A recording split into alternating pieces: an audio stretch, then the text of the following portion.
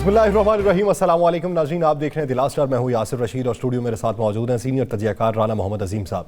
नाज़रीन, वो हुकूमत जो ये कहती थी कि अगर आपने नए इंतखाबात की ख्वाहिश आप रखते हैं तो आपको पंजाब असम्बली और खैबर पख्तूनख्वा असम्बली को तहलील कर देना चाहिए।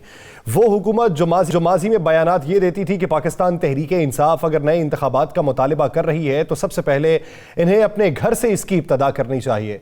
उन्हीं के कहने के ऊपर पाकिस्तान तहरीक इंसाफ ने कौमी असम्बली का बायकॉट किया, कौमी असम्बली में इस्तीफ़े जमा करवाए और अब आके पाकिस्तान तहरीक इंसाफ जब ये ऐलान कर चुकी है कि हम सूबाई असम्बलियों को तहलील कर देंगे मुशावरत के बाद, तो उस वक्त वही अफराद जो माजी में ये कहते थे कि आप असम्बलियों से निकलें, अब वो अफराद गवर्नर राज की धमकी लगा रहे हैं।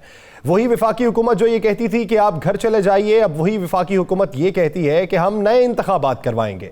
वही विफाकी हुकूमत जो तहरीक अदम एतमाद के ऊपर खुद को खड़ा करना साबित करती थी, वो ये कहती है कि अब सूबाई असम्बलियों के अंदर तहरीक अदम एतमाद करवाए जाएंगे।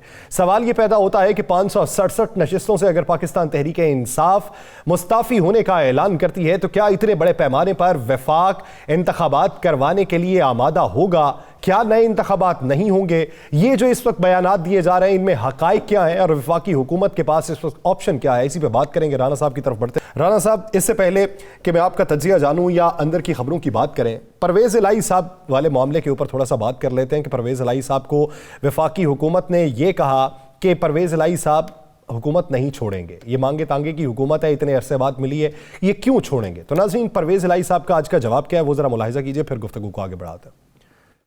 पंजाब हुकूमत ये इमरान खान की अपनी हुकूमत है, ये अमानत है हमारे पास। जब इमरान खान साहब कहेंगे असम्बली तोड़ने का, मैं आधा मिनट भी देर नहीं करूँगा इंशाअल्लाह ताला। शहबाज शरीफ क्या समझता है कि 27 किलोमीटर की हुकूमत लिए फिरता है, ये 27 घंटे भी नहीं चल सकेंगे।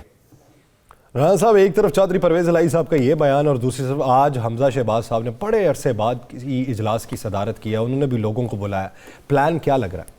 बिस्मिल्लाहिर्रहमानिर्रहीम। अस्सलातु वस्सलामु अलैका या सय्यदी या रसूल अल्लाह, अस्सलातु वस्सलामु अलैका या सय्यदी या हबीब अल्लाह। यह से पहली बात तो यह है कि हमजा शहबाज साहब 1 नहीं 2 नहीं 3 नहीं 4 नहीं 100 इजलास और कर लें, 100 दफ़ा अपने लोगों को बुला लें, 100 दफ़ा उनसे मीटिंग कर लें। मैं आज के प्रोग्राम में उन्हें बता दूं कि हमजा साहब आपकी मीटिंग में बैठे हुए 7 आपके अरकान असम्बली किसी और जगह कमिटमेंट कर रहे हैं और आज से नहीं, काफ़ी दिन पहले से कर चुके हैं और वो किसी वक्त भी इस्तीफ़ा देने के लिए तैयार हैं। आप कौन सी अदम एतमाद लाएंगे? इनको तो यही नहीं पता कि इजलास चल रहा हो तो अदम एतमाद नहीं आती। चले अदम एतमाद ले भी आएंगे तो किस लिहाज से लाएंगे? क्या है इनके पास? किस तरीके से अदम एतमाद लाएंगे? क्या पहली चोट जो है उसकी दर्द ख़त्म हो गई? देखें, हमें आज अप्रिशिएट करना चाहिए। मैं आज आपको अंदर की खबरें देता हूँ, बड़ी खबरें देता हूँ। कल जब कप्तान ऐलान करता है असम्बलियों से क्या हम सेक्रेट सिस्टम का हिस्सा नहीं रहेंगे, तो क्या उसके बाद मुफाहमत के बादशाह से लेकर और 3 शख्सियात ने चौधरी परवेज़ इलाही साहब से राब्ते की कोशिश नहीं की? क्या उनके मुख्तलिफ लोगों ने चौधरी परवेज़ इलाही के साथ राब्ते नहीं किए? क्या ये राब्ते आज 11 बजे दिन तक जारी नहीं रहे? परवेज़ इलाही ने क्या कहा? परवेज़ इलाही ने वाज़े तौर पर कह दिया कि जो मर्जी हो जाए, मैं किसी सूरत में भी कप्तान के साथ बेवफाई नहीं करूंगा। यह आपको मैं तस्दीक शुदा राब्तों की बात बता रहा हूं। यहां तक कि जनाब स्विट्ज़रलैंड में मियां बाऊजी को मना लिया गया कि बाऊजी हम चौधरी परवेज़ इलाही साहब को कहते हैं आप हमारे वज़ीर आला बन जाएं, और बाऊजी ने कहा जी बिल्कुल बिल्कुल कह दो, फौरी तौर पे कह दो, पंजाब चाहिए हमें, बस कह दो आप, ताकि कप्तान को शिकस्त हो। बाऊजी भी तैयार हो गए, बाऊजी की साहबजादी भी तैयार हो गई और भी बहुत से लोग तैयार हो गए। हमजा साहब तो बेचारे ऐसे ही, इन्हें पता ही नहीं कि इनके साथ क्या होने जा रहा था। लेकिन मैं आपको तस्दीक शुदा बात कह रहा हूं, जब हद से ज्यादा प्रेशर बढ़ा तो चौधरी साहब ने एक वीडियो बयान जारी करके इन सबको एक ऐसा जवाब दे दिया जिसके बाद पीडीएम की बिल्कुल बत्ती बुझ गई, खामोश हो गए पीडीएम के लोग, राब्ते खत्म हो गए। फिर कहा गया जी अब हम जोड़ तोड़ करें। किसका जोड़ तोड़ करोगे? इस मौजूदा हालात में कप्तान को कोई परवाह नहीं कौन रहता है साथ नहीं रहता। जो कप्तान को छोड़ के जाएगा मौजूदा सियासत ख़त्म कर बैठेगा। जो कप्तान के साथ रहेगा आइंदा इलेक्शन में जीत जाएगा। आज से 10 दिन बाद जो हालात पैदा होने जा रहे हैं, ये मुफ्ता इस्माइल साहब किन के आदमी हैं? यासर साहब इनके हैं ना। मुफ्ता इस्माइल साहब का आर्टिकल पढ़ा आपने? मुफ्ता इस्माइल साहब की गुफ्तगू सुनी है उस आर्टिकल में? मुफ्ता इस्माइल साहब आम लोगों से जो बातें कर रहे हैं आप सुनी है ना, क्या बातें हैं? तो फिर क्यों ये कहते हैं ये पागल है? क्या इनको नहीं पता? ये जो आज टीवी पे बैठ के मैं सुन रहा था 4, 5, 6 लोगों को मुख्तलिफ टीवी चैनल्स पे बैठ के तजिए कर रहे थे, बड़े बयान दे रहे थे, मत बोले क्यों आंखें बंद करके बैठे हैं? इनको नहीं पता कि मामला किसी और जगह तय हो जा रहे हैं, दिसंबर में तारीख फाइनल हो जानी है। क्या इनको नहीं पता कि क्या गेम हो गई है इनके साथ? क्या इनको नहीं पता कि इसहाक डार साहब क्या मुआहिदा करके आए हैं? क्या इनको नहीं पता कि कल रात भी ईवान सदर से राब्ता हुआ है? क्या इनको नहीं पता आज छुट्टी के दिन भी राब्ता हुआ है? क्या इनको नहीं पता कि बुध के रोज एक मीटिंग है? चले राना साहब इस पे मजीद भी बात करते हैं। सब कुछ है। मैं एक बात बता दूं, जो कप्तान के साथ होगा वो इलेक्शन जीतेगा, जो कप्तान को छोड़ के जाएगा उसकी सियासत खत्म हो जाएगी। ठीक है, इसी बारे में बात करते हैं नाजरीन। पाकिस्तान तहरीक इंसाफ के सीनियर रहनुमा साबिक वफाकी वजीर अली जैदी साहब ने हमें ज्वाइन किया। अली जैदी साहब बहुत मशकूर हैं आपके वक्त के। अली जैदी साहब, पाकिस्तान तहरीक इंसाफ के चेयरमैन इमरान खान साहब ने कल जो ऐलान किया ये गैर मुतवक्के ऐलान था। परेशानी में मुब्तला वफाकी हुकूमत को होना चाहिए था, लेकिन बुनियादी तौर पे वो एक ऐसा जेस्चर दे रहे हैं कि जैसे आपके बयान से उन्हें कोई नुकसान नहीं हुआ, कोई धचका नहीं लगा। क्या समझते हैं वफाकी हुकूमत कब तक ठहरेगी? देखें, ये इलेक्शन जो है ना, जो ये अगर हो जाते हैं तो ये पूरे मुल्क में अगर आपने देखा हो, मेरे ख्याल में फवाद ने एक बड़ी सी ट्वीट की थी और उसमें लिखा था, उसने क्लैरिटी से बताया था कि 859 नशिस्तें हैं जिससे बराह रास्त इंतखाबात होते हैं पाकिस्तान में। अगर हम सारे इस्तीफे देते हैं तो 123 तो हमारी नशिस्तें नेशनल असेंबली की हैं जो अभी हम इस्तीफे दे बैठे हैं। पंजाब में तकरीबन 297 है, खैबर पख्तूनख्वा में 115 है, सिंध में 26 आ गई हैं। तो ये 570 या 565 जो है वो नशिस्तों पे इलेक्शन, इसका मतलब ही जनरल इलेक्शन है। तो असेंबलियां डिसॉल्व, आज परवेज इलाही साहब का भी क्लियर बयान आ गया और जो आपके KPK के CM है महमूद खान साहब, उनका भी क्लैरिटी है। तो ये तो बस खान साहब का इंतजार है, ये मीटिंग करके जो लीगैलिटीज है वो चेक कर लेंगे। अली जैदी साहब, खान साहब का बयान एक ऐसा बयान जिसके बाद PDM बेचारी सर पकड़ के बैठ गई। आपको क्या नजर आ रहा है कि इंतखाबात कब तक मुतवक्के हैं? भैया अगर ये अगले 2-3 दिन में फैसला हम कर लेंगे, once the decision is done, उसके बाद तो फिर इनके पास कुछ रह नहीं जाएगा ना जवाब। इनके पास वैसे ही कोई जवाब नहीं है हुकूमत में बैठने का। ये एक बैक डोर बंद कमरों के अंदर से निकल के आए हुए हैं, इनका कोई जवाब ऐसे कोई नहीं। लेकिन वंस हम जब दे देते हैं सारे, यानी कि असेंबलियां 2 बड़े सूबों की डिसॉल्व हो जाती हैं और पंजाब तो आधा पाकिस्तान के पॉलिटिक्स ही पंजाब से चलती है, आपको पता है, वहाँ डिसॉल्व हो जाती तो फिर इनके पास कोई मैंडेट वैसे ही नहीं रह जाएगा। तो इससे बेहतर है अकल पकड़ें और जनरल इलेक्शन की तरफ चले जाएं। एक रास्ता इनके पास रह ही गया। और पाकिस्तान की जो मईशत का हाल है, जिस तरह पाकिस्तान मतलब डूब रहा है, लैक ऑफ इकोनॉमिक पॉलिसी, कोई नथिंग, कोई चीज जो ठीक की हो, सब चीजों में जिस तरह पाकिस्तान डूब रहा है, तो ये अगर उन्होंने नहीं इलेक्शन कराया तो बेड़ा गर्क हो जाना है पाकिस्तान। ये वो कुछ चले जाएंगे कि जहाँ से स्विम आउट करना, अभी तो नेक डीप है ना, वो नोज डीप हो जाएंगे, फिर तो ड्राउन कर जाता है। जैदी साहब, जावेद लतीफ साहब ने आज ये कहा कि हम दोनों सूबों में हुकूमतें लेने जा रहे हैं। पंजाब में तहरीक अदम एतमाद लाएंगे और खैबर पख्तूनख्वा में अगर ताखीर भी हो गई तो गवर्नर राज का ऑप्शन मौजूद है। क्या जवाब दूंगा मैं इनका सर पैर नहीं पता। मतलब इनकी क्या बात का जवाब दूं कि अपने कितने स्कैंडल्स और केसेस हैं जो इनका काम यही था कि जी नैब में आके सारे अपने आप को सफाई करा ले, वो उन्होंने करवा लिया और समझ रहे हैं बच जाएंगे। लेकिन ये इनका गलत फहमी का शिकार है।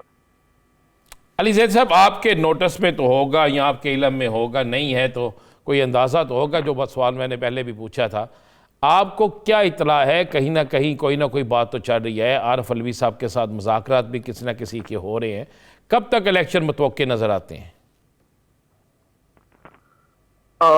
देखें, मुज़ाकरात हर सियासी पार्टी, हर सियासतदान हमेशा दरवाजे खुले रखता है। मुज़ाकरात कभी नहीं बंद रहते। Politics is all about negotiation, right? अगर आप मुज़ाकरात ही बंद कर देंगे तो फिर पॉलिटिक्स नहीं होती ना। तो जहाँ भी मुज़ाकरात हो रहे हैं वो हो रहे हैं। मैं तो मुज़ाकरात का हिस्सा नहीं हूँ, मुझे नहीं पता, मैं कमेटी में नहीं हूँ। तो वो जो भी कर रहे होंगे वो मैंडेट उनके पास इमरान खान साहब का है, तो मुज़ाकरात होंगे। अब ये मुज़ाकरात कहाँ हो रहे हैं? ऑपोजिशन को या सॉरी हुकूमत को, पीडीएम की हुकूमत को, तो हमने ये कहा है कि आप हमसे मुज़ाकरात करने बैठ जाए, मुज़ाकरात करने को तैयार है। एक पॉइंट एजेंडा, 1 पॉइंट एजेंडा है, इलेक्शन के ऊपर बात कर लेते हैं। तो हम पहले दिन से कह रहे हैं कि बैठ के कर लें तो प्रॉब्लम क्या है? जैदी साहब, अगर इलेक्शन पे डेडलॉक खत्म हो जाता है तो फिर अगर वो 1 महीने का वक्त मांगते हैं, 1 महीने के वक्त के बाद इस्लाहात पे बात आती है, तो इस्लाहात पे कुछ दो की पॉलिसी अपनाई जाएगी या अपनी तमाम शराइत मनवाई जाएंगी?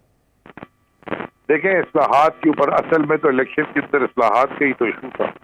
हमने जो इस्लाहात देखे हम आ रहे थे, जो हमारे पास, यानी कि हम ईवीएम, इलेक्ट्रॉनिक वोटिंग मशीन से लेके ओवरसीज पाकिस्तानी से लेके, ये सारी चीजें अपनी हुकूमत में ही ला रहे थे कि ईवीएम लेके आ रहे थे। ये भी एक पाकिस्तान की तारीख, क्योंकि खौफ नहीं था ना खान साहब को, और वो जो उनका मिशन या ऑब्जेक्टिव है वो फ्री एंड फेयर इलेक्शन का जो है वो उससे एड्रेस होता है। और ये बीच का जो लोगों की इंटरफेरेंस है और इलेक्शन के अंदर जो धांधली है, pre poll post poll rigging, और खास तौर पर इलेक्शन डे रिगिंग, वो इससे digitisation is the solution to everything. Technology से ही सोल्यूशन आते हैं, तो वो ये चीजें एड्रेस होती हैं। अब ये जब एड्रेस होती हैं और ये नहीं चाहते, तो जो नहीं चाहते उनसे पूछना चाहिए। इसी पे हमारा इलेक्शन कमीशन से भी इख्तिलाफ राय हुआ कि भाई हम आपकी जिंदगी आसान करना चाह रहे हैं, हम हुकूमत में रह के ये बात कर रहे हैं, तो आप क्यों नहीं करना चाहते? प्रॉब्लम क्या है? उस वक्त देखेंगे जी कि इस्लाहात ही क्या करते हैं। जिस तरह ये इलेक्शन करते हैं, जो आपने कराची के अंदर देखा या सिंध के अंदर जो फेज 1 हुआ था बल्दियाती इलेक्शन का, आपने देखा क्या उन्होंने, वो इलेक्शन था या NA 240 का कराची में जो इलेक्शन हुआ जिसमें तरीके इंसाफ ने बाइकआउट किया था, नहीं खड़ी हुई थी, वो इलेक्शन था कि मैदान जंग था। तो इस तरह इलेक्शन तो दुनिया में कहीं अब रह नहीं, कहीं अब दुनिया कहीं से कहीं चली गई है। हम अभी तक यही डिस्कशन करेंगे इलेक्शन में रिगिंग कैसे रोकें। We are nuclear power state, हमें इन चीजों से बहुत आगे जाना चाहिए। जैद साहब, बल्दियाती इलेक्शन हो रही है सिंध में, पीटीआई की क्या पोजीशन रहेगी और क्या खान साहब, अल्लाह उन्हें सेहत तंदुरुस्ती अता फरमाए, वो सिंध में आएंगे बल्दियाती इलेक्शन के दौरान? देखें जी, बल्दियाती इलेक्शन का जो फेज 2 है वो हैदराबाद और कराची के जिलों में हो रहा है। इंशाल्लाह हैदराबाद के शहर में और इंशाल्लाह कराची के शहर में हम बहुत स्ट्रॉन्ग पोजीशन में हैं अपना मेयर लाने के लिए। बाकी जिलों में भी हमारी पार्टी ने कैंडिडेट पूरे खड़े किए हैं। We are in strong position और आई थिंक आपको बहुत अच्छा तगड़ा सरप्राइज मिलेगा।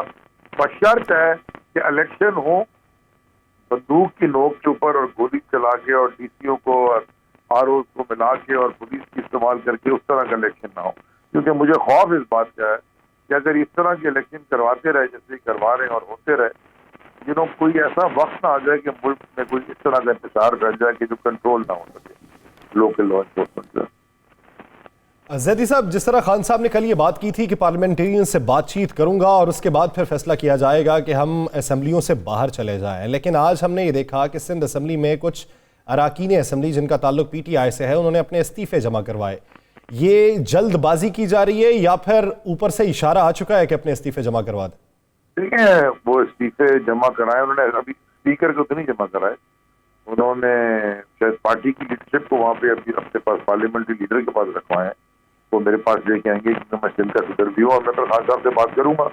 जब खान साहब इसका फाइनल देंगे तो उसके बाद फिर फैसला करेंगे। Because it has to be together, हम एक साथ ही करना चाहते हैं क्योंकि 2 जगह हम असेंबली डिसॉल्व कर सकते हैं। सिंध में हमारी तो मेजोरिटी नहीं है, यहाँ पे हम सीधे देंगे असेंबली। सही। जैसे साहब फैसल वाडा साहब कहते हैं जी मैं आज भी अब कप्तान के साथ खड़ा हूँ और ये सेनेट की सीट जो है कप्तान की है, और मैं कप्तान मुझे रात 3 बजे भी बुलाएगा तो मैं कप्तान के साथ चला जाऊँगा, मैं किसी और जमात में नहीं जा रहा। क्या फैसल वाडा साहब की माफ़ी हो रही है, वापस जमात में आ रहे हैं? सर मुझे इस बात का बिल्कुल भी इल्म नहीं है। फैसल वाडा से मेरे बड़े अच्छे ताल्लुकात थे। फैसल वाडा ने जो काम किया था टीवी के ऊपर बैठ के वो प्रेस कॉन्फ्रेंस करके, उससे पूरी पार्टी को उन्होंने डिस्टर्ब किया था। फैसल वाडा को मैंने शो कॉज नोटिस इशू किया एज प्रेसिडेंट। फैसल वाडा ने उसका जवाब देना पसंद नहीं किया, बल्कि टीवी के ऊपर जाके मेरे खिलाफ बड़े उल्टे सीधे बयान दिए। मेरे पास 2 ऑब्जेक्शन, मेरे वकील ने मुझे कहा कि आप इनके खिलाफ डिफेमेशन का नोटिस भेजें, क्योंकि उन्होंने बड़ी फजूल बातें की। मैंने पहले इसके ऊपर सोचा, मैंने सोचा कि फिर मैं क्या, मतलब कोई फायदा नहीं है जो ये बोलते रहे उल्टी सीधी बातों का, डिफेमेशन का फायदा नहीं है। उसके बाद जब 24 या 48 घंटे गुजर गए, चेयरमैन ने मुझसे पूछा कि जी उन्होंने आपको जवाब दिया है? मैंने कहा नहीं दिया।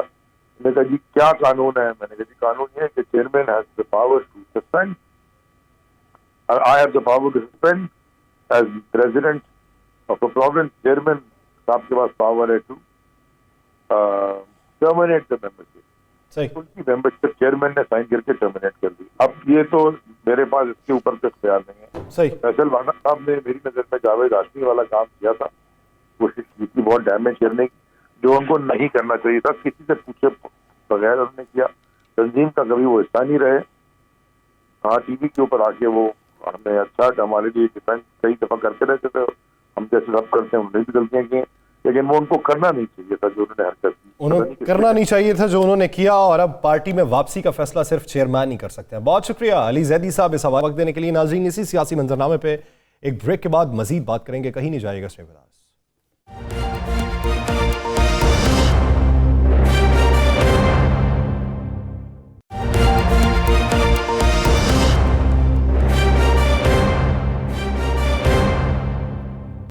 ब्रेक के बाद खुशामदीद। नाज़रीन, एक तरफ पाकिस्तान तहरीक इंसाफ का मुतालबा, दूसरी तरफ वफाकी हुकूमत की इस वक्त बयान।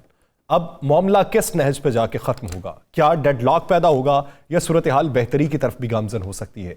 पाकिस्तान पीपल्स पार्टी जो है हुकूमत के साथ मिलकर पाकिस्तान तहरीक इंसाफ का मुकाबला करने की बात करेगी या फिर अफहाम तफहीम के साथ बात को आगे बढ़ाया जाएगा? सिंध के अंदर बल्दियाती इलेक्शन के हवाले से तैयारियां कैसी हैं, जो फेज़ 2 इस वक्त शुरू होने वाला है हैदराबाद और कराची में? इसी पे बात करेंगे। पाकिस्तान पीपल्स पार्टी के रहनुमा तैमूर तालपुर साहब ने हमें ज्वाइन किया है। तैमूर साहब, बहुत मशकूर हैं आपके वक्त के। तैमूर साहब, इब्तदाई तौर पे जब हुकूमत बनी थी वफाक में, उस वक्त बात ये हो रही थी कि अगर पीटीआई इलेक्शन चाहती है तो अपनी असम्बलियां तहलील कर दे, तब इलेक्शन का ऐलान हो जाएगा। अब आके उनकी तरफ से ऐलानात मुतवक्के हैं, तब वफाकी हुकूमत कुछ और बयान रखती। बिस्मिल्लाह, बहुत बहुत शुक्रिया। असद भाई, बेसिकली अभी तक आपने जो देखा है, तो जो अभी तक होता आ रहा है फ्यूचर में भी वही होगा। आपने बात की पहले तो about the local body elections का फेज 2 और फेज 3। तो फेज 2 और फेज 3 में वही होगा जो फेज 1 में हुआ। अगर आपको पता होगा, फेज 1 में 95% सीट्स जो हैं वो सिंध में पहले फेज की पाकिस्तान पीपल्स पार्टी ने जीती हैं, और 75% जगहों पर पीटीआई को कैंडिडेट्स ही नहीं मिली। ये फिगर्स हैं जो आपके पास, प्रॉपर फिगर्स हैं, इलेक्शन कमीशन की आपको बता रहा हूँ। तो अभी भी इंशाल्लाह यही होगा। आधी जगहों पे तो इनको कैंडिडेट्स नहीं मिलेंगे, और जहां पर इनको कैंडिडेट्स मिलेंगे वहां पर ये मिजरेबली फेल करेंगे। क्यों? रीजन क्या है? रीजन ये है कि अवाम के सामने इनका झूठ, इनका फरेब, इनकी मक्कारी बहुत खुल के आ गई है। पहले दिन से आखिरी दिन तक अगर आप काउंट करें इनके गवर्नमेंट का टेन्योर, या फिर आप बात करें इनके गवर्नमेंट के बाद अपोजिशन का टेन्योर, तो गवर्नमेंट में भी सिर्फ झूठ बोला इन लोगों ने, सिर्फ झूठे वादे किए, नौकरियों के बेहतरी के, इकोनॉमी बेहतर करने के, करप्शन खत्म करने के, पर हर चीज का उल्टा बना। ना यूनिवर्सिटीज बनाई जो वादे किए था, ना गवर्नर हाउस को चेंज किया, करप्शन बढ़ा दी, जो कि ऑन रिकॉर्ड आपको पता है हमारी वर्ल्ड इंडेक्स में पाकिस्तान का नाम और बदतर हो गया। उसी तरह से अब और करप्शन जो नहीं करनी थी, सबसे ज्यादा करप्शन खुद की, यहां तक के तोशा खाना के गिफ्ट भी बेच दिए।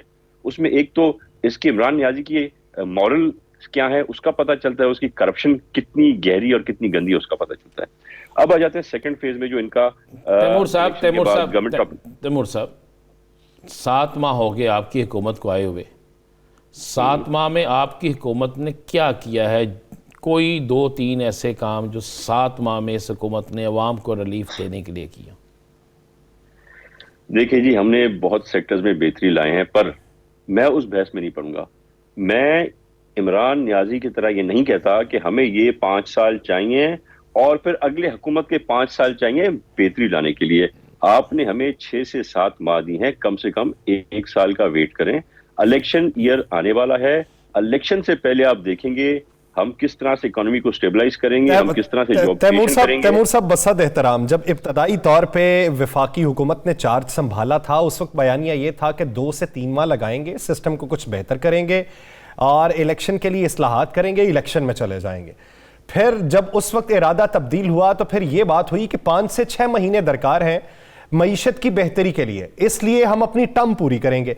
अब वो 5 से 6 महीने में सूरत हाल इस नहज पे आन पहुंची है कि साबिक वफाकी वजीर खजाना मिफ्ताह इस्माइल साहब ये राय रखते हैं कि हम खतरनाक हद तक पहुंच चुके हैं, गलती की कोई गुंजाइश नहीं, PTI पे मलबा नहीं डाल सकते, हमें कुछ ना कुछ इकदाम करना होंगे।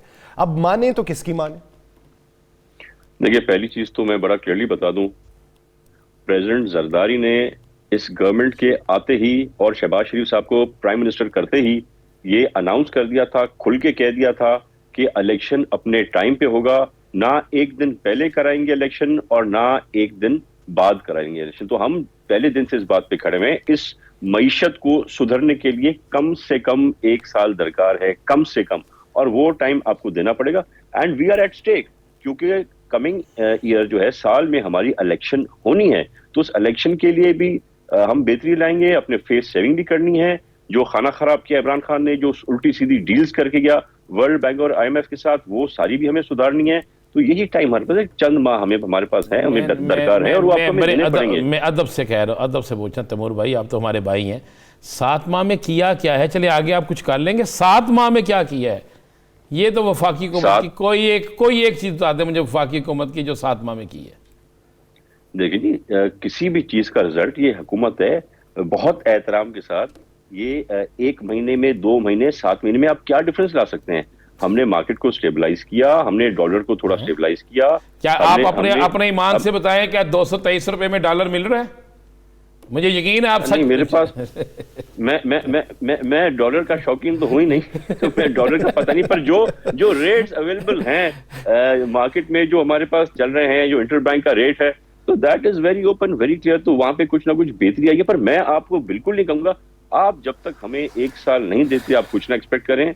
5 साल और 10 साल की हमारी डिमांड है ही नहीं किसी भी तरह से। हमें जिस हालत में, इस मईशत का जो हाल था जब हमें हुकूमत मिली है, तो बहुत खतरनाक था। और सही बात है मिफ्ताह इस्माइल की कि बिल्कुल कोई गुंजाइश नहीं है कहीं भी एक भी गलती करने की या लागर्ज होने की। अच्छा तैमूर साहब, वफाकी हुकूमत के बेशतर वज़रा ये राय रखते हैं कि इमरान खान साहब की मकबूलियत में कमी वाक़ हो रही है, एक ही आप ढिंडोरा पीटते रहेंगे तो मकबूलियत आपकी ख़त्म हो जाएगी। इस बात को अगर सच मान लिया जाए और आपके मौक़िफ़ को कि अवाम आपका मौक़िफ़ मानती है कि इमरान खान ने सारी तबाही लाई हुई है, अब अगर वो असम्बलियों से बाहर निकलते हैं तो फिर नए इलेक्शन करवा दिए जाएं ताकि ये सूरत हाल कुछ बेहतरी की तरफ गामजन हो सके। जो अवामी मैंडेट लेके आए उसके पास ऑप्शन भी बहुत ज़्यादा होंगे। बिल्कुल, बेशक इलेक्शन होगा, अपने टाइम पे होगा। ये गवर्नमेंट है, ये कोई मजाक नहीं है। गवर्नमेंट किसी के प्रेशर में आके, एक पागल इंसान के प्रेशर में आके, जिससे सिवाय झूठ के कुछ नहीं बोला, सिवाय यू टर्न्स के कुछ नहीं किया आज तक, उसके कहने पे आके हम हुकूमत को जो है बिफोर टाइम खत्म करते क्यों जी? ये गवर्नमेंट भी अपना टेन्योर पूरा करेगी, पिछली ने भी किया था और अगली भी अपना टेन्योर पूरा करेगी। ब्लैकमेल होके ना हुकूमत कभी भी अपने हथियार नहीं गिरा सकती। तैमूर भाई, इंतहाई अदब से, PDM बनने, PDM टूटने, फिर PDM बनने के दौरान को 20वीं दफ़ा नून लीग ने, 20वीं दफ़ा आपने एक दूसरे के मुतल्लक बड़ी सख्त ज़बान इस्तेमाल की, तो यू टर्न तो वो भी था ना, फिर अचानक इकट्ठे भी हो गए। तो ये तो सियासत में चलता है, आप उसको पागल कहते हैं और जो बयानात आप लोग एक दूसरे के मुतल्लक देते हैं वो ठीक होते हैं। देखिए, सियासत है, पॉलिटिक्स है, कभी नाराजगी होती है, कभी बेहतरी आती है, but what you have to think, जो आसिफ जरदारी साहब ने शुरू में कमिटमेंट की थी कि मैं पीडीएम का हिस्सा ना होते हुए भी पीडीएम की सपोर्ट करूंगा। कुछ मिसअंडरस्टैंडिंग्स हुई जो नहीं होनी चाहिए थी, हमने पीडीएम छोड़ दिया, पर क्या हमने पीडीएम का साथ आखिरी दिन तक छोड़ा? तो ये आसिफ जरदारी साहब के साथ यू का ना तो लफ्ज लगता है ना यूटर्न वो लेते हैं, जो कमिटमेंट करते हैं उस पर खड़े रहते हैं। और आपको पता है इमरान खान को टॉपल करने में भी अगर किरदार था तो एक ही शख्स का था, उसका मुझे नाम लेने की जरूरत नहीं, आपको भी पता है, मुझे पता है कि सारी मेहनत, ये सारा मास्टरमाइंड आसिफ अली जरदारी साहब का था, और प्रेसिडेंट जरदारी की सोच से हम आज साथ ये भी बता दें, ये भी आज बता दें, आपको पता है, मुझे भी पता है कि वो मुलाकातें कहाँ पर किस किस से करके ये सब कुछ किया था। बिल्कुल, मुलाकातें तो होती हैं। मैं खुद इस्लामाबाद में था, मैं तकरीबन कोई 3 से 4 हफ्ते मैंने कयाम किया सिंध हाउस में, मुलाकातें करते थे। बहुत से लोग तो खुद तंग आकर जरदारी साहब के साथ, प्रेसिडेंट जरदारी साहब, मैं उन मुलाकातों की बात कर रहा हूँ तैमूर भाई, मैं उन मुलाकातों की बात कर रहा हूँ जिनका इशारा आप भी समझ गए। वो मुलाकातें इशारा ना करें, खुल के कहें ना। वो आप बातें भी पूछे इशारे में और मुझसे आप जवाब मांगे खुलकर। ये तो खुला तसाद हो गया। अच्छा तैमूर साहब, अगर आज़ाद जम्मू कश्मीर की बात की जाए, अभी जो बल्दियाती इंतखाबात का फेज़ 1 है, इत्तलात जो गैर मुसद्दिका हैं उसके मुताबिक तो मजमूई तौर के ऊपर पाकिस्तान पीपल्स पार्टी अब तक 32 नशिस्तें हासिल कर चुकी है। जब आप ये समझते हैं कि हमें इस मौजूदा हुकूमत में होते हुए नुकसान उठाना पड़ा सियासी तौर पर, और हमने उठाया, तो फिर ये जो 32 नशिस्तें आपने हासिल की हैं, क्या ये मफाहमत के ज़रिए हासिल की गई हैं? क्या ये गुड गवर्नेंस के ज़रिए मिली? देखिए जी, इसमें हमारी बड़ी सिंपल क्लियर पॉलिसी है। आज पाकिस्तान पीपल्स पार्टी जो फैसले करती है वो बंद कमरे के अंदर नहीं करती। हमारे जो इत्तेहादी हैं वो हमारे साथ बैठते हैं। प्रेसिडेंट जरदारी साहब या चेयरमैन बिलावल भुट्टो साहब खुले दिल के मालिक हैं, जो जिसका राइट बनता है उसको वहाँ एडजस्ट करते हैं, और जहाँ पे किसी का राइट नहीं बनता वहाँ पर भी अपनी दोस्ती यारी में उनका ख्याल रख लेते हैं। तो ये सारी मैं समझा मुफाहमत की पॉलिसी है, और ये जरदारी साहब की सोच है जिसने ये हमें सीटें दिलाई। सही, मुफाहमत की पॉलिसी है, और जहाँ पे किसी का हक बनता है वहाँ पे भी दिया जाता है, और फिर किसी को राम भी किया जाता है। बहुत शुक्रिया तैमूर तालपुर हवाले से अपना वक्त देने के लिए। नाज़रीन, इसी सियासी मंजरनामे में मजीद भी बात करेंगे, लेकिन एक शॉर्ट ब्रेक के बाद कहीं नहीं जाएगा। शेवदास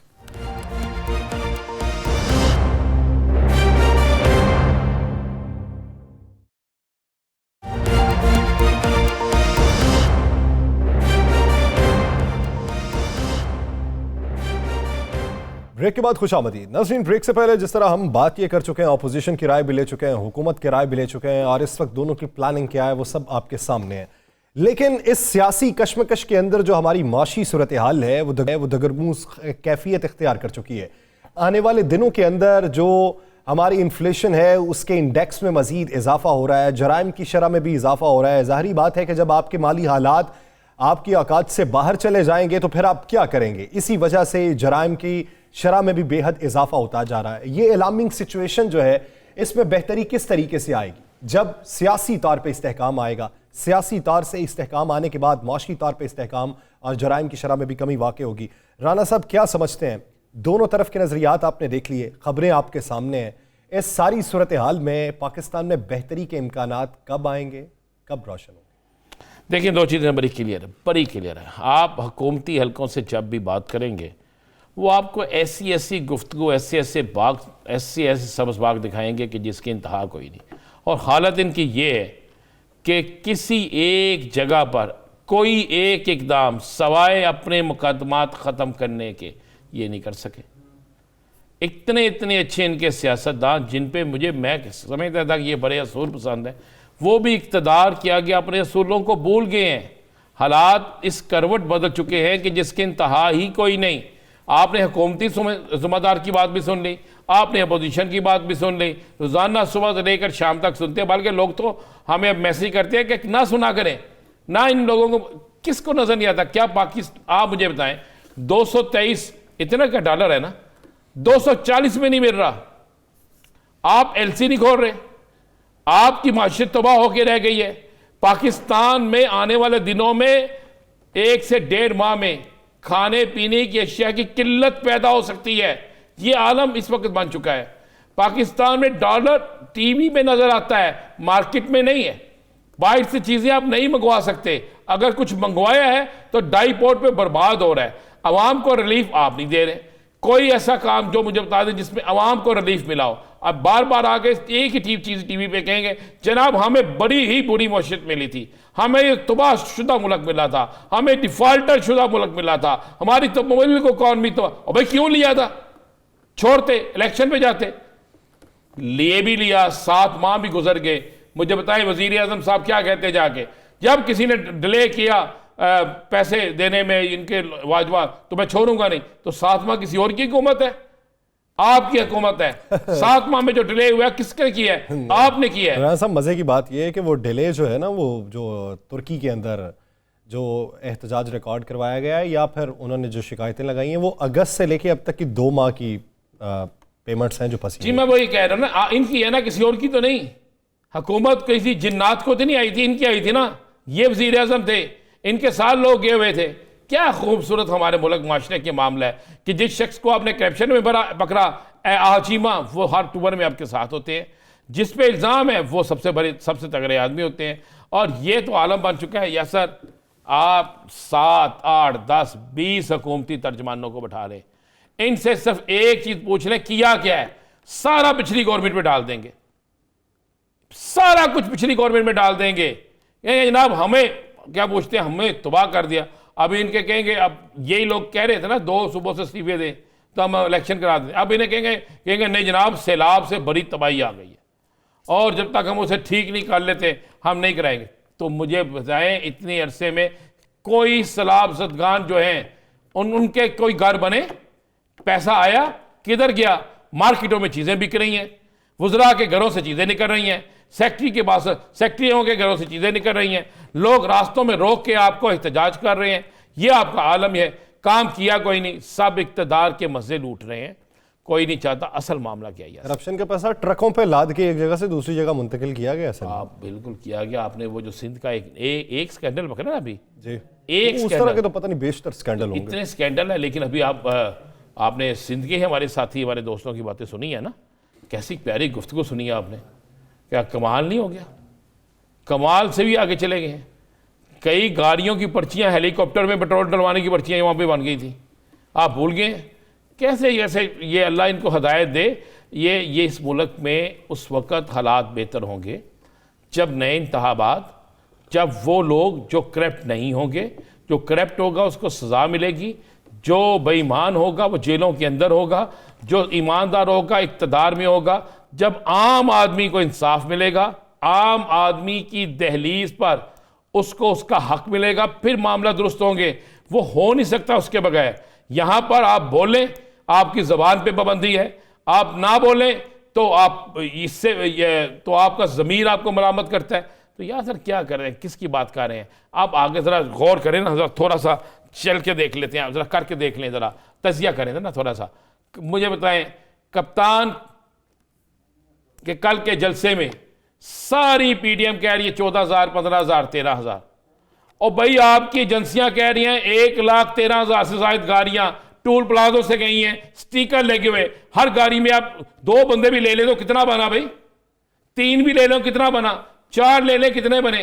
फिर आप कह रहे हैं, फिर वो नहीं गए इस्लामाबाद तो फिर आप कह रहे हैं नहीं जनाब मैंने वो सुना राना सनाउल्लाह साहब का, अगर बंदे ज्यादा होते तो इस्लामाबाद जरूर आते। यार बंदे नहीं, ये बंदे नहीं तो क्या है? ये जो जलसे में बंदे नहीं थे तो कौन थे? क्या कोई ऐसी चीजें थी जो इनको नजर नहीं आ रही थी? ये आज मौलाना भी बात कर गए, पहले कह गए इस्लामाबाद आना है, फिर आए क्यों नहीं? मौलाना साहब भी चाहते थे ना खून रेजी हो।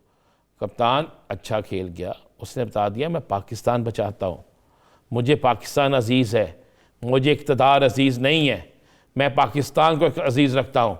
तो यासर साहब अब हालात मैं आपको बता दूँ, ये जितनी मर्ज़ी तकरीरें कर लें, ये जितने मर्ज़ी टीवी पे आकर बयानात दे लें, आप भी यहाँ हैं मैं भी यहाँ पे हूँ, अल्लाह आपकी ज़िंदगी भी रखे, हम मुझे भी मौका दे।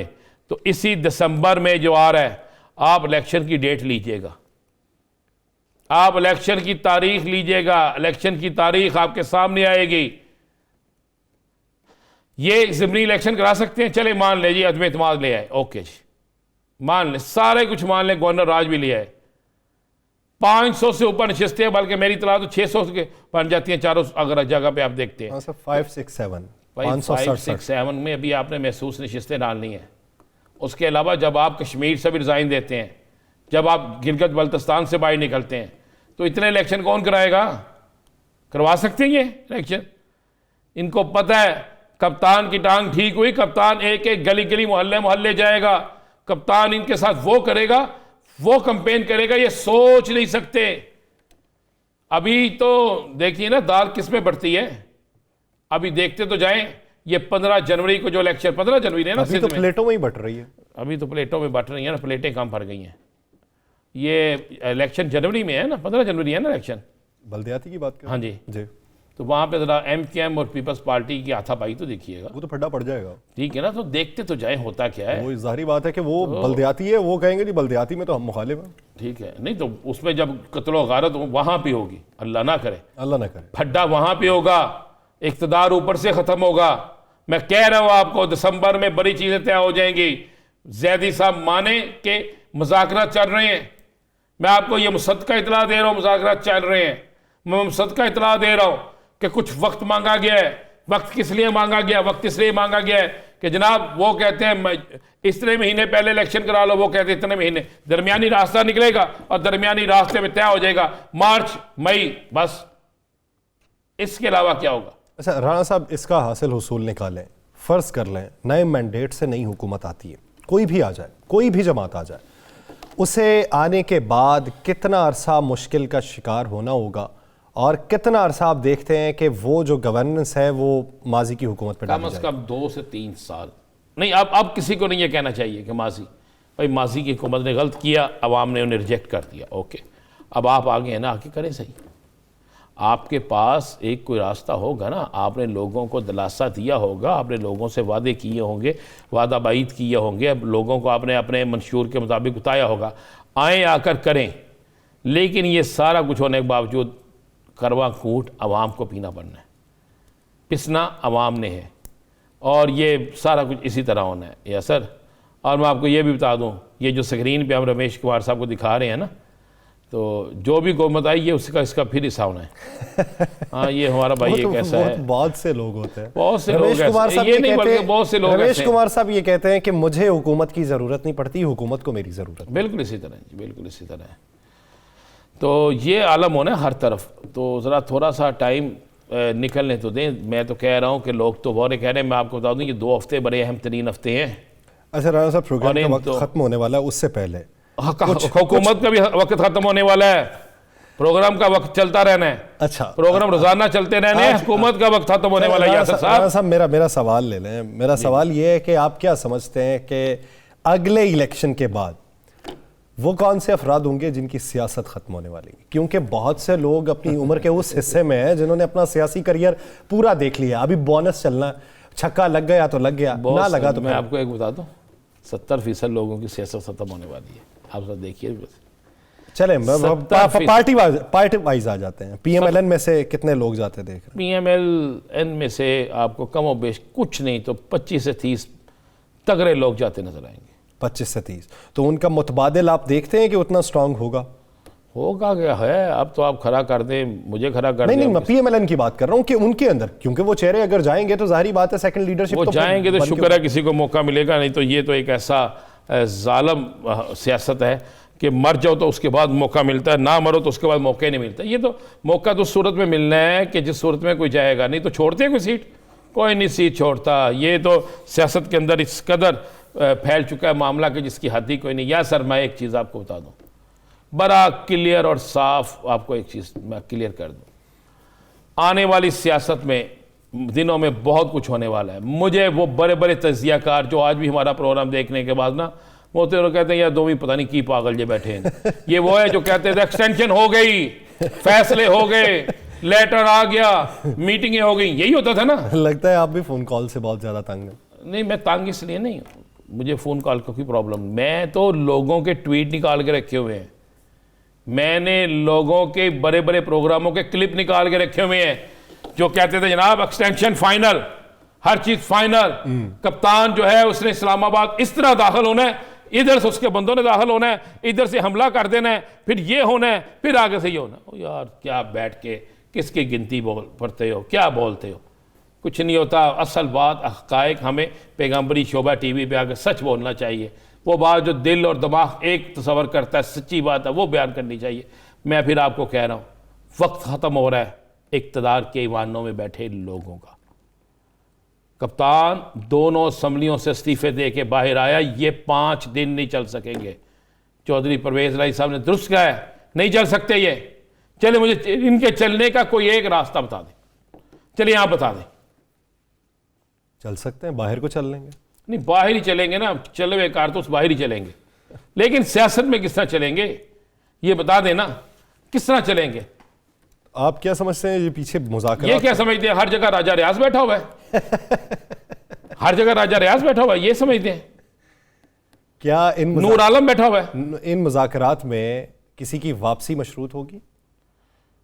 वापसी तो हो रही है, अभी बड़े मियाँ साहब अब आ रहे हैं। पहले उनकी वापसी लेट थी, बड़े मियाँ साहब आ रहे हैं, लेकिन वो पार्लिमानी सियासत का हिस्सा नहीं होंगे। अच्छा, वो अवामी सियासत का हिस्सा होंगे। जल्द से जुलूसों में जाएंगे। जल्द से जुलूसों में जाएंगे, क्राउड पुलर के तौर पर। नहीं, कौन सा क्राउड पुलर, क्या जो बात भी करते है, हैं। मानने में ताहियात कायद है उनके। ताहियात कायदा ठीक है, फिर उन्हें ताहियात कायद ही रहने देना। आप क्राउड पुलर ये ना करें। क्या क्राउड पुलर? मुझे एक बात बताएं कि सारी ज़िंदगी आपने सियासत की है और जिस जगह जलसा करना होता है पूरे पाकिस्तान से गाड़ियाँ बेच, फलां बेच, बंदे इकट्ठे करते हैं, जलसा करते हैं। वही जलसे किए हैं कप्तान ने, जिस जगह जा गया उसी जगह के लोगों को बुलाया है। आपने देखा नहीं? ये नहीं किया उसने। लोग पैदल चले हैं साथ, को वैगनें बुक नहीं कराई, को बसें बुक नहीं कराई। अच्छा, एक शख्स 4 गोलियां खा के या 3 या 4 गोलियां खा के 2 हफ्तों बाद आ गया, और कुछ लोग जो है वो 3-3 साल 2-2 साल हो गए वापस नहीं आए। गोलियां तो वो भी खा रहे हैं ना राणा साहब। नहीं, वो गोलियां दे रहे हैं, खा नहीं रहे। खा डॉक्टर्स ने जो दी हुई हैं वो तो खाई। वो हमें दे रहे हैं गोलियां, आपको और मुझे। चला राणा साहब, प्रोग्राम का वक्त हुआ जाता है। नाज़रीन, अगले हफ्ते आपसे मुलाकात। पाकिस्तानी सियासत के जो बदलते रंग हैं, उम्मीद ये जाहिर करते हैं कि बेहतरी के इम्कानात रोशन हो, ताकि पाकिस्तान में कुछ ना कुछ बेहतरी आ सके। मुझे और राणा साहब को दीजिए इजाज़त। बहुत सा ख्याल रखिएगा। अल्लाह निगहबान।